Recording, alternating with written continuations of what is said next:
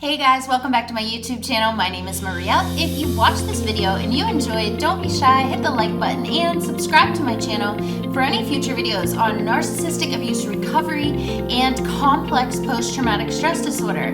This is the last video I'm making in the year 2022. I'm so excited for the new year. I hope you are too. Excited this holiday season is ending, and we are going to end this year talking about gaslighting, the #1 researched word in 2022. Let's go. So, in 2022, Merriam-Webster.com said that the #1 researched word was the word gaslighting, where in 2021, the most researched word was vaccine. And we're talking about Merriam-Webster, so this is Webster's Dictionary. This has been around for 150 years. The word gaslighting was in the top 50 researched words on Merriam-Webster all year in 2022.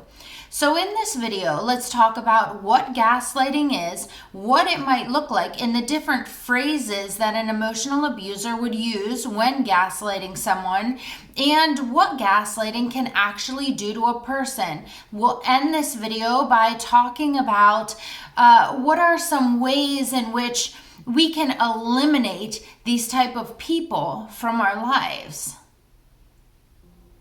So gaslighting is a patterned behavior used by an emotional abuser to cause their victim to question their own reality, their identity, to confuse them. Okay, so an emotional abuser will use gaslighting because they want to have that sense of control over their victim. They want to be able to psychologically manipulate this person so that they can cause this person to lose their sense of self, to lose their identity, to no longer understand what is right and what is wrong, because they are left so confused. An abuser does this because this gives them a one-up over their victim. It allows them to have control over this person. It allows them to call this person crazy, to make this person think that they're losing their mind, that they're so confused that they forget things all the time. An abuser does this because they probably have very low self-esteem and low self-worth, and they need to get that feeling of having that one-up or being above, like someone who has narcissistic personality disorder, being above their victim. Okay, so this is a way in which someone could scapegoat someone or keep them down in a place where they're easily manipulated, easily abused. The real problem with being gaslighted is that when you don't see the signs and you don't know what's happening to you, it causes you, like I said, to lose your sense of self or question your own reality. You start to not know who you are, and you can't tell the difference between right and wrong. The real issue here is that you stop trusting yourself. So when you stop trusting yourself, you no longer believe your gut instinct and what your gut is telling you. So you believe what the abuser is telling you over what you're telling yourself. This allows them to be like a marionette. They take over the strings and they play you. You're now a pawn in their game. So let's talk about what are some phrases that may be common gaslighting phrases you may have heard. Okay, so I'm going to read off some of these phrases that I have written down for you that may be common gaslighting phrases. These are things that somebody could say to you like, "I was just kidding." You know, it's obviously something that hurt you or was a dig at you, and they know that they hurt you, and instead of owning up to that and saying, "I'm sorry I hurt you," they cover that up by gaslighting you and saying, "It was just a joke." Or maybe they say, "You're so sensitive," or "You're too emotional." These are just covering up the fact of they cannot say, "I'm sorry." Let's see some other phrases here. I never said that. That's a good one. So someone that gaslights you says things to you and then at a later date says, I never said that. It causes you to question, was I just hearing something? Am I losing my mind? Am I going crazy? Someone that says, you did this, or you're crazy, and everyone feels that way. Everyone says that about you. They say that's not what happened. So you repeat back what happened on a certain night or something, and they say that's not what happened. That's not at all what happened. It's not that big of a deal. I don't know why you're making it a big deal. It's really not that big of a deal.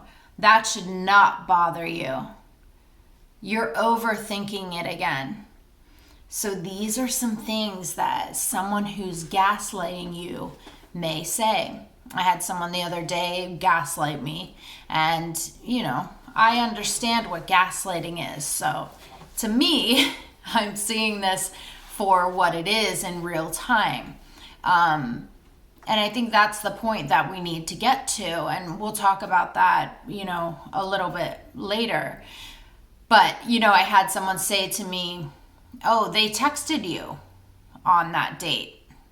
And I said, no, they didn't text me on that date. And they said, yeah, they said they did. They texted you on that date. And I said, no, they didn't. And they said, oh, yeah, they did. You probably have their number blocked. So you didn't get the message. I do that all the time. I blocked someone's number before, and so I didn't get the message. So that's probably what you did. See, now, because I know what gaslighting is, and I know that they're trying to make me question my reality when it's actually not true. I didn't have the person's number blocked. They just actually didn't text me. But it's really frustrating when someone is gaslighting you because they're trying to manipulate you. But when you're someone that's not easily manipulated, you kind of just see it for what it is. So why do people gaslight? Well, emotional abusers gaslight because it gives them a sense of control. It gives them a sense of power. Like I was saying, it gives them a one-up on the victim before the victim understands what gaslighting is, or maybe before they understand what even emotional abuse or narcissistic abuse is. And it gives them a one-up, power, control over their victims. So when we're talking about these types of people, we're talking about people that are not emotionally intelligent. These are people who cannot self-reflect. They're not able to sit with their emotions and kind of figure out what they did wrong. These are not people that are quick to apologize for their actions. So what can we do about people who gaslight? People who gaslight are going to continue to gaslight, so we can't do anything about that. But the best defense against people who gaslight is to have a strong sense of self. If we have a strong sense of self and we know who we are and we know, we have our identity down, we are not easily manipulated, right? We are not the kind of people that are going to question our own reality when you have a strong sense of self. If you are in a relationship with someone that has this patterned behavior of gaslighting you, then the best thing you can do is to go no contact. We don't need people in our lives who are going to gaslight us, okay? These aren't the kind of quality people that we want around, right? And if no contact is not possible, low contact is possible. If this is someone in your family, going no contact does not mean that you're mean. It means that you love yourself. This is a self-love no contact. This is not I'm being resentful and I am being mean no contact, right? So the best defense against someone who gaslights you is for you yourself to have a strong identity, a strong sense of self. And in most cases, it is key to just go no contact with these people, because we know that they are not going to change.